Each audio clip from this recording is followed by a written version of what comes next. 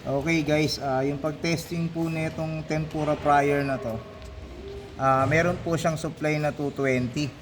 So ayan, makikita po natin 220 volts. So para sa controller niya. So ito na po yung fryer pan niya. So nilagyan lang muna namin ng tubig para matesting. So gumamit kami ng AVR para sigurado. Sa 110 namin sinubukan muna pero hindi siya gumana. So ginawa namin 220 para sure tayo dahil Japan yata tong brand na to. Tapos yung gas inlet natin, eto, low pressure lang po siya.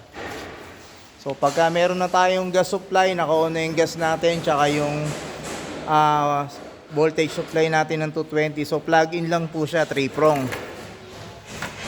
Ito yung power nya, isang pindot lang. So 90 namin kinabit or sinet para mag-cut off naman dun sa tubig. So automatic po yan, mag-i-ignite po siya. Yan. Kapag wala pong error na lumabas, nag-i-start na pong umapoy yan. Yan na po. Ganun lang po. Ngayon pag meron pong error, balik lang po sa basic, tingnan ulit yung supply, yung gas, yung tubig, tsaka lalo na po itong sensor. Pag umangat ito, papatayin niya yung apoy. Yan na po yung error niya, HL1. So kapag ibinalik po ito, kailangan mo muna siyang i-off ulit para ma-reset. Wala na po yung gagalawin. Kung magbabago lang po yung temperature, napakadali.